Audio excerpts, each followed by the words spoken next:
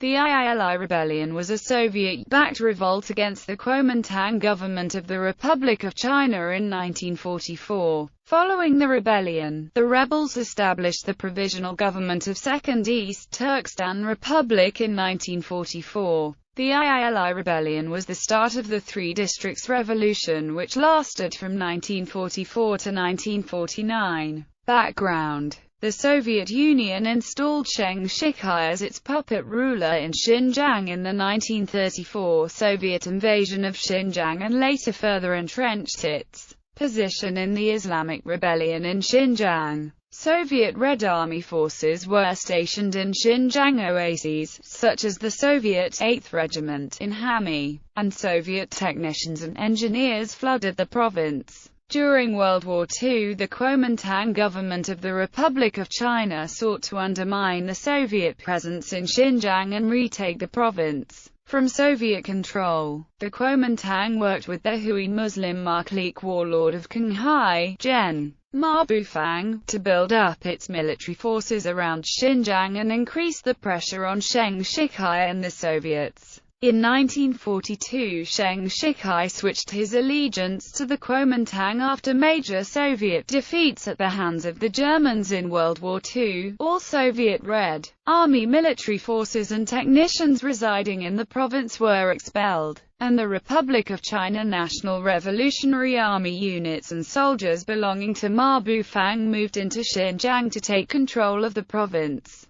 Ma Bufang helped the Kuomintang build roadways linking Qinghai and Xinjiang, which helped both of them bring Xinjiang under their influence. In 1944, the Soviets took advantage of discontent among the Turkic peoples of the Ili region in northern Xinjiang to support a rebellion against Kuomintang rule in the province in order to reassert Soviet influence in the region. Fighting Kulja revolt. Many of the Turkic peoples of the Ili region of Xinjiang had close cultural, political and economic ties with Russia and then the Soviet Union. Many of them were educated in the Soviet Union and a community of Russian settlers lived in the region. As a result, many of the Turkic rebels fled to the Soviet Union and obtained Soviet assistance in creating the Xinjiang Turkic People's Liberation Committee in 1943 to revolt against Chinese Kuomintang rule in Ili. The pro-Soviet Ukha who later became leader of the revolt, Mehmet Can Kashim, was Soviet-educated and described as Stalin's man, and as a communist-minded progressive. Liu Bindai was a Hui Muslim Kuomintang officer sent by officials in Urumqi to subdue the high area and crush the Turkic Muslims,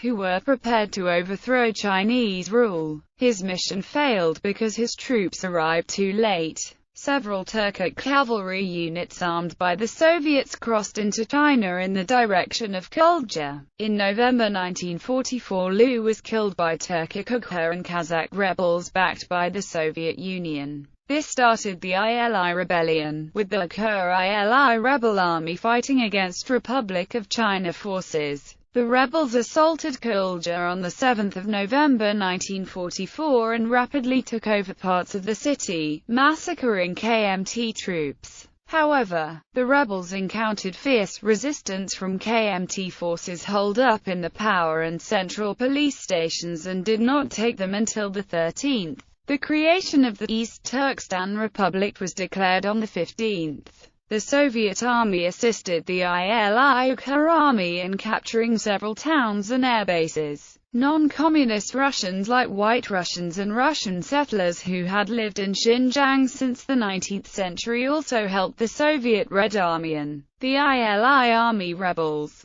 They suffered heavy losses. Many leaders of the East Turkestan Republic were Soviet agents or affiliated with the Soviet Union, like Abdulkarim Abbas, Ishak Beg, Saifuddin Azizi and the White Russians F. Leskin, Polinov and Glimkin. When the rebels ran into trouble taking the vital Arombek airfield from the Chinese, Soviet military forces directly intervened to help mortar on Bacon reduce the Chinese stronghold. Massacres. The rebels engaged in massacres of Han Chinese civilians, especially targeting people affiliated with the KMT and Sheng Shikai. In the Kulja Declaration, issued on 5 January 1945, the East Turkestan Republic proclaimed that it would sweep away the Han Chinese, threatening to extract a blood debt from the Han. The declaration also declared that the Republic would seek to especially establish cordial ties with the Soviets.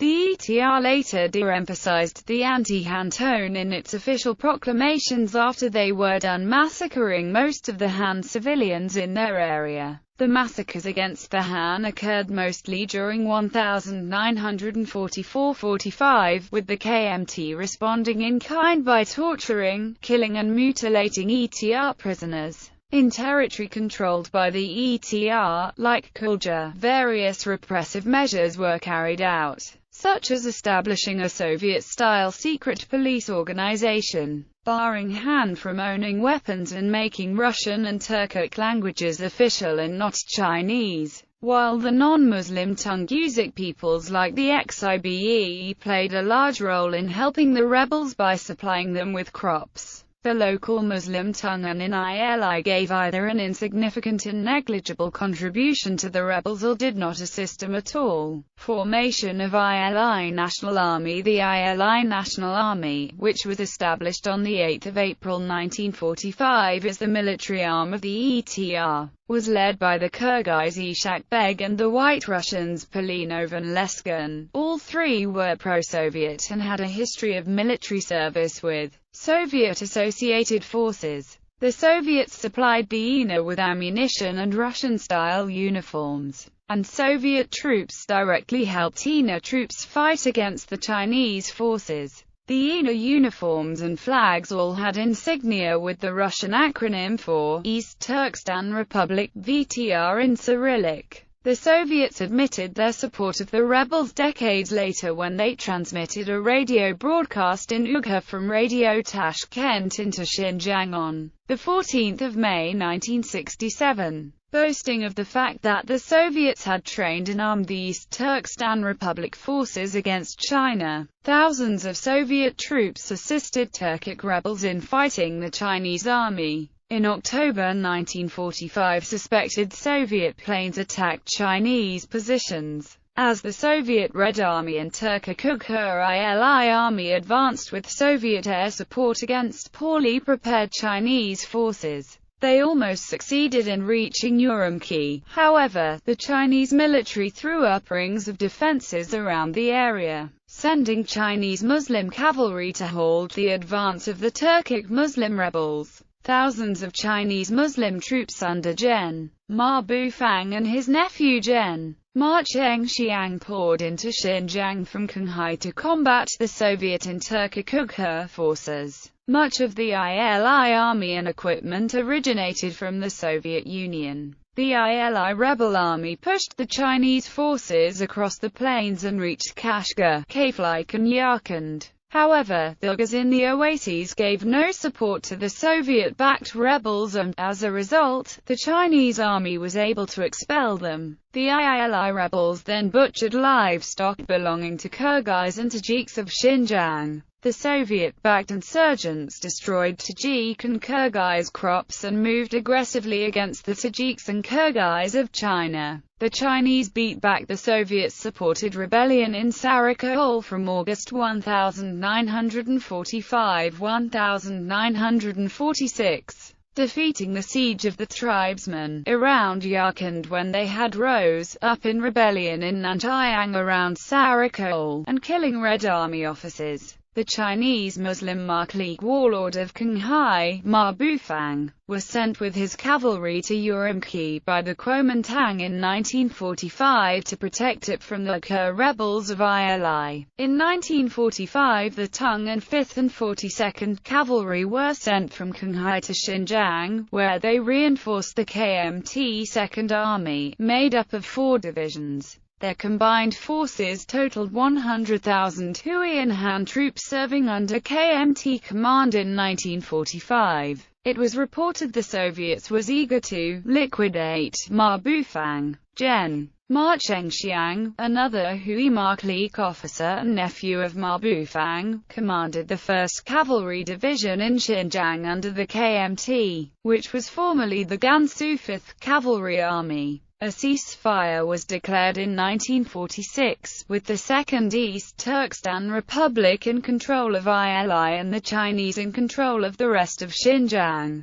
including Urumqi. 1947 Unrest. The unpopular governor Wu Zhongxin was replaced after the ceasefire with Zhang Zhidong, who implemented pro-minority policies to placate the Uyghur population. Bai Chongxi, the defense minister of China and a Muslim, was considered for appointment in 1947 as governor of Xinjiang, but the position was given instead to Masood Sabri, a pro-Kuomintang Uyghur who was anti-Soviet. Masood Sabri was close to conservatives in the CC clique of the Kuomintang and undid all of Zhang Zhidong's pro-minority reforms, which set off revolts and riots among Uyghurs in the oases like Turfan. The Turkic were being subjected to Soviet propaganda. In Urumqi, Muslim women who married Han Chinese men were assaulted by hordes of Muslims on July 11, 1947, and the women were seized and kidnapped by the hordes. Old Muslim men forcibly married the women. In response to the chaos, a curfew was placed at 11 p.m. The marriages between Muslim women and Han Chinese men infuriated the Uyghur leader Isa Yusuf Alptakon. Ma Chengxiang, a Kuomintang Chinese Muslim general and the nephew of Ma Bufang, allegedly used his Chinese Muslim cavalry to butcher Uyghurs during an uprising in 1948 in Turfan. Ma Chengxiang was the commander of the 5th Cavalry Unit, which was stationed in Xinjiang. Over 60,000 soldiers were in the Ili army according to General Sung. Ahmad was strongly against Masood Sabri becoming governor. Emet Jan Kashim, the Uyghur Ili leader, demanded that Masood Sabri be sacked as governor as one of his demands to agreeing to go to visit Nanjing. All races in the Ili region were forcibly conscripted into the Uyghur Ili army except the Han. The Uyghurs and Soviets massacred Han living in Ili and drove them from the region. The Salar Muslim Gen. Han Yuan, who served under Ma Bufang, commanded the Powan Dui, composed of 340-man battalions. They were composed of men of many groups, including Kazakhs, Mongols and White Russians serving the Chinese regime. He served with Osman Bata and his Kazakh forces in battling the Etri Uyghur and Soviet forces. The ETR forces in the Ashan zone were attacked, defeated, and killed by Osman's Kazakh forces during an offensive in September 1947, supported by the Chinese. Osman's Kazakhs seized most of the towns in the Ashan zone from the ETR. The acting Soviet consul at Chenghua, Dipshatov, directed the Red Army in aiding Etri forces against Osman's Kazakhs. The KMT-CC clique employed countermeasures in Xinjiang to prevent the conservative, traditionalist religious Uyghurs in the oases in southern Xinjiang from defecting to the pro-Soviet, pro-Russian ETR Uyghurs in Ili and northern Xinjiang. The KMT allowed 3 anti-Soviet, pan-Turkic nationalist Uyghurs Masood Sabri, Muhammad Amin Buffer and Isa Yusuf Alptakon to write and publish pan-Turkic nationalist propaganda in order to incite the Turkic peoples against the Soviets. And the Soviets were greatly angered by this. Uyghur linguist Ibrahim Muti opposed the Second East Turkestan Republic and was against the Ili Rebellion because it was backed by the Soviets and Stalin. Former ETR leader Saifuddin Azizi later apologized to Ibrahim and admitted that his opposition to the East Turkestan Republic was the correct thing to do. American telegrams reported that the Soviet secret police threatened to assassinate Muslim leaders from Inning and put pressure on them to flee to Inner China via Tiwa. White Russians grew fearful of Muslim mobs as they chanted, "We freed ourselves from the yellow men. Now we must destroy the white." Paytarshan incident. The Mongolian People's Republic became involved in a border dispute with the Republic of China, as a result of which a Chinese Muslim Hui cavalry regiment was sent in response by the Chinese government to attack Mongol and Soviet positions. As commander of the 1st Cavalry Division, Maj. Gen. Han Yuan was sent by the Kuomintang military commander Baytashan with a company of troops to reinforce Marzizhen. They arrived approximately 3 months before the fighting broke out. At Paytarshan, Gen. Yuan was in command of all the Muslim cavalry defending against Soviet and Mongol forces. Han Yuan said to A. Doak Barnett, an American reporter, he believed the border should be about 40 miles to the north of the mountains. Chinese Muslim and Turkic-Kazakh forces working for the Chinese Kuomintang fought Soviet, Russian and Mongol troops. In June 1947, the Mongols and the Soviets launched an attack against the Kazakhs, driving them back to the Chinese side. However, fighting continued for another year, with 13 clashes taking place between the 5th of June 1947 and July 1948. Elite Qinghai Chinese Muslim cavalry were sent by the Kuomintang to destroy the Mongols and the Russians in 1947. Political accession of Xinjiang to Chinese Communist rule. The conflict ended with the arrival of the Chinese Communists in the region in 1949. On August 19, 1949, Mao Zedong, the leader of the Chinese Communists, invited the leaders of the 3 districts to attend the inaugural Chinese People's Political Consultative Conference to be held in Beijing. Mao Zedong telegrammed, "You did a great contribution to liberation of Xinjiang and China." On August 22, 5 leaders of the 3 districts, Mehmet Jan, Kashimi, Abdulkarim Abbas, Ishak Beg, Luoji and Dalilhan Sugarbayev, boarded a Soviet plane in Almaty and were headed for Chita, but were said to have perished in a mysterious plane accident near Lake Baikal. On September 3, 3 other former ETR leaders, including Saifuddin Azizi, arrived in Beijing by train and agreed to join the People's Republic of China, which was founded on October 1. The deaths of the other former ETR leaders were not announced until December, after the Chinese Communists' People's Liberation Army had control of northern Xinjiang and had reorganized the military forces of the 3 districts into the PLA. Several former ETR commanders joined the PLA. On September 25, nationalist leaders in Dua, Tao Jiyu and Burhan Shahidi announced the formal surrender of the nationalist forces in Xinjiang to the Chinese Communists. On October 12, the Communist People's Liberation Army entered Xinjiang. Many other Kuomintang generals in Xinjiang, like the Salar Muslim Gen. Han Yuan, joined in the defection to the PLA. They continued to serve in the PLA as officers in Xinjiang. Other nationalist leaders who refused to submit fled to Taiwan or Turkey. Ma Cheng-xiang fled via India to Taiwan. Muhammad Amin Bufra and Isa Yusuf Alptakan fled to Turkey. Masood Sabri was arrested by the Chinese Communists and died in prison in 1952. The only organized resistance the PLA encountered was from Osman Batur's Kazakh militia and from Yulbars Khan's White Russian and Hui troops, who served the Republic of China. Batur pledged his allegiance to the Kuomintang and was killed in 1951. Yurbaz Khan battled PLA forces at the Battle of Iwu and fled through Tibet, evading the harassing forces of the Dalai Lama, and escaped via India to Taiwan to join the Republic of China, which appointed him the governor of Xinjiang province in exile. The Xinjiang Uyghur Autonomous Region of the PRC was established on October 1, 1955, replacing the Xinjiang province.